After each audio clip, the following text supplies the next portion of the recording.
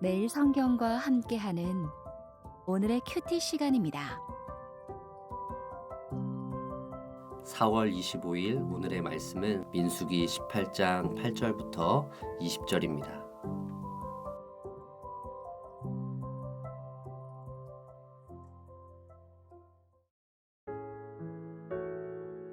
여호와께서 또 아론에게 이르시되 보라 내가 내 거제물 곧 이스라엘 자손이 거룩하게 한 모든 헌물을 내가 주관하게 하고 내가 기름 부음을 받았으므로 말미암아 그것을 너와 내 아들들에게 영구한 몫의 음식으로 주노라. 지성물 중에 불사르지 아니한 것은 내 것이라. 그들이 내게 드리는 모든 헌물의 모든 소제와 속죄제와 속건 제물은 다 지극히 거룩한즉 너와 내 아들들에게 돌리리니 지극히 거룩하게 여김으로 먹으라. 이는 내게 성물인즉 남자들이 다 먹을지니라. 내게 돌릴 것은 이것이니 곧 이스라엘 자손이 드리는 거제물과 모든 요제물이라. 내가 그것을 너와 내 자녀에게 영구한 몫의 음식으로 주었은즉 내 집에 정결한 자마다 먹을 것이니라. 그들이 여호와께 드리는 첫 소산 곧 제일 좋은 기름과 제일 좋은 포도주와 곡식을 내게 주었은즉 그들이 여호와께 드리는 그 땅에 처음 익은 모든 열매는 내 것이니 내 집에서 정결한 자마다 먹을 것이라. 이스라엘 중에서 특별히 드린 모든 것은 내 것이 되리라. 여호와께 드리는 모든 생물에 처음 나는 것은 사람이나 짐승이나 다 내 것이로되 처음 태어난 사람은 반드시 대속할 것이요 처음 태어난 부정한 짐승도 대속할 것이며 그 사람을 대속할 때에는 난 지 한 달 이후에 내가 정한 대로 성소의 세겔을 따라 은 5세겔로 대속하라. 한 세겔은 20게라이니라. 오직 처음 태어난 소나 처음 태어난 양이나 처음 태어난 염소는 대속하지 말지니 그것들은 거룩한즉 그 피는 제단에 뿌리고 그 기름은 불살라 여호와께 향기로운 화제로 드릴 것이며 그 고기는 내게 돌릴지니 흔든 가슴과 오른쪽 넓적 다리 같이 내게 돌릴 것이니라. 이스라엘 자손이 여호와께 거제로 드리는 모든 성물은 내가 영구한 몫의 음식으로 너와 내 자녀에게 주노니 이는 여호와 앞에 너와 내 후손에게 영원한 소금 언약이니라. 여호와께서 또 아론에게 이르시되 너는 이스라엘 자손의 땅에 기업도 없겠고 그들 중에 아무 분깃도 없을 것이나 내가 이스라엘 자손 중에 내 분깃이요 내 기업이니라. 4월 25일 화요일 말씀은 민수기 18장 8절에서 20절까지의 말씀입니다. 오늘 본문 18장 8절은 어제 본문 18장 1절과 마찬가지로 여호와께서 아론에게 이르신 명령으로 제사장과 레위인 그룹에게 주시는 특별한 말씀입니다. 어제 본문 18장 1절에서 7절까지는 제사장과 레위인 직무에 대한 설명이었습니다. 오늘은 뒤이어 그 직무에 따른 보상을 말씀하시는데 오늘 본문에는 제사장 그룹에 대한 몫을, 내일 본문은 레위인의 몫에 대한 이야기입니다. 제사장의 몫에 대한 핵심적인 내용은 하나님께서 제사장의 생계를 책임지시겠다는 겁니다. 어떻게 책임지실 것인가에 대한 그 약속의 내용이 8절부터 18절까지 상세히 나옵니다. 크게 4가지 정도로 구분됩니다. 그 4가지는 지성물, 성물, 첫소산, 그리고 마지막으로 처음 태어난 것들입니다.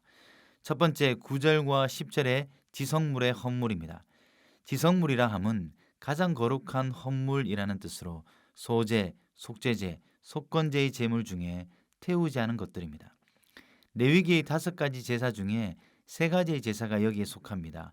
참고로 5가지 제사 중에 번제와 화목제가 빠진 이유를 생각해 보면 번제는 모두 다 태워버리는 제사이기에 돌아갈 몫이 없는 것이 당연하고 화목제는 그 성격상 바친 자가 이웃과 나누는 제물이기에 지성물로 분류되지 않은 듯 보입니다. 첫 번째 몫으로 분류된 이 지극히 거룩한 성물들은 제사장들이 성막 뜰 안에서만 먹을 수 있었습니다. 그들의 식구들도 먹지 못하는 특별한 몫입니다. 두 번째 종류는 11절에 나오는 거제물과 요제물입니다. 지성물을 제외한 성물을 말하는데 다양한 헌물들과 요제물들입니다. 여기서 요제란 백성들이 제물을 바칠 때 제사장이 공개적으로 이것은 제사장 몫입니다 라는 뜻으로 제물을 흔드는 의식을 말합니다. 이 요제의 형식에 따라 앞서 지성물에 빠진 화목제가 두 번째 종류에 포함된 것으로 보입니다. 이 두 번째 종류의 성물들은 제사장 집에 정결한 자는 누구든 먹을 수 있었습니다. 이제 세 번째 종류는 12절부터 14절에 이르는 첫 번째 소산입니다. 그 땅에 처음 익은 열매가 제사장의 몫입니다. 수확한 열매뿐만 아니라 첫 번째 수확한 열매들로 만들어낸 기름과 첫 번째 수확한 포도에서 나오는 포도주까지 포함합니다. 또 14절에 이스라엘 백성이 특별히 드린 것들이 제사장의 것이 되었습니다. 이러한 것들은 제사장 집에 정결한 자라면 역시 누구든 먹을 수 있었습니다. 네 번째 15절에서 18절까지 모든 생물에 처음 난 것들입니다. 다만 처음 태어난 것들을 돈으로 대신할 수 있는 것과 그렇지 못한 것으로 나뉩니다. 사람을 소유할 수 없으니 사람은 돈으로 대신할 수 있었습니다. 그때 값은 은 5세겔입니다. 다른 것으로 대신하는 것을 본문에서는 대속이라고 표현합니다. 부정한 짐승들도 대속해야 했었습니다.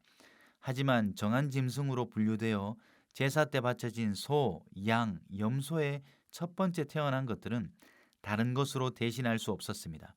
그것들은 정한 짐승이기에 제사로 하나님께 드리고 제사법에 따라 원래 제사장에게 주어진 고기만 가져갈 수 있었습니다. 이렇게 제사장의 몫으로 오늘 보면 4가지 종류로 분류해서 명하고 있습니다.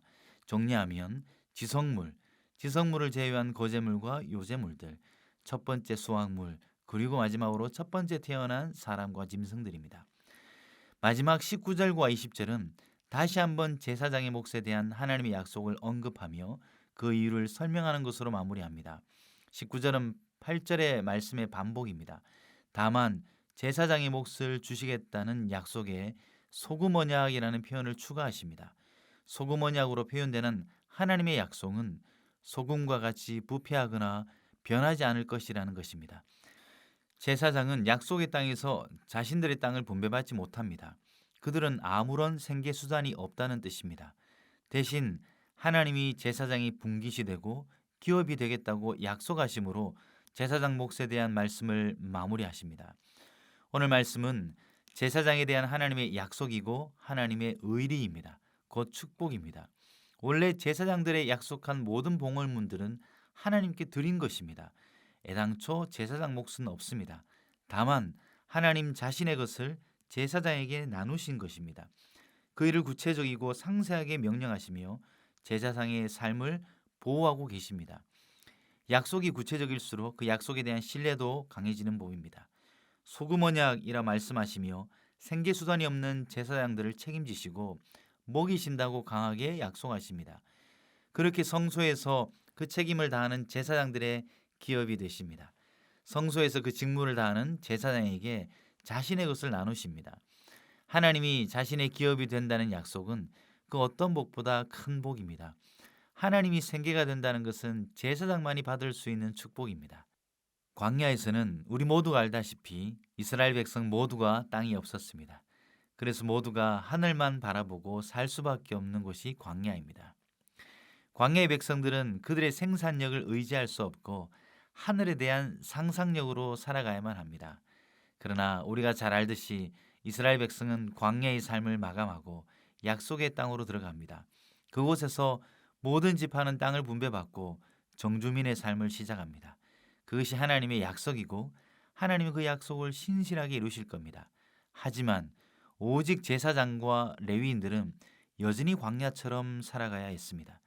그들은 땅을 분배받지 못했기에 가나안 땅에 살게 되지만 광야와 다를 바 없는 삶입니다. 그것이 제사장들의 소명이었습니다. 그러나 그 삶은 하나님이 기업이 되는 축복의 삶이기도 합니다. 그들은 가나안 땅에서도 계속해서 하늘의 상상력으로 살아갈 수밖에 없는 마지막까지 광야의 사람들이었습니다. 그날을 위해 미리 하나님은 소금 약속을 맺고 계시는 겁니다. 나머지 땅을 소유한 지파들은 제사장의 삶을 보고 광야의 삶을 기억할 수 있었을 것입니다. 땅에 살지만 여전히 하늘을 보는 제사장 삶이야말로 나머지 지파들이 계속 주목해야 될 삶이었습니다. 우리가 오늘날 제사장이라고 믿는다면 우리 역시 마지막까지 끝까지 광야의 삶을 사는 이들이 되어야 할 것입니다. 비록 땅에 살지만 하늘을 보는 삶, 정주민의 삶을 살지만 유목의 영성을 잃지 않는 것이 제사장의 삶입니다.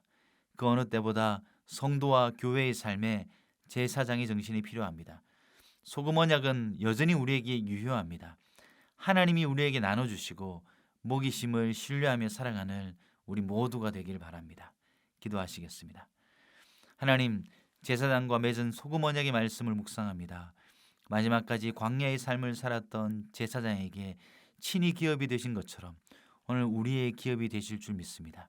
이 말씀을 묵상하는 우리 모두에게 소금 언약이 지금 우리에게 살아가는 살아있는 언약 되게 하여 주시옵소서. 예수 그리스도의 이름으로 기도드립니다. 아멘.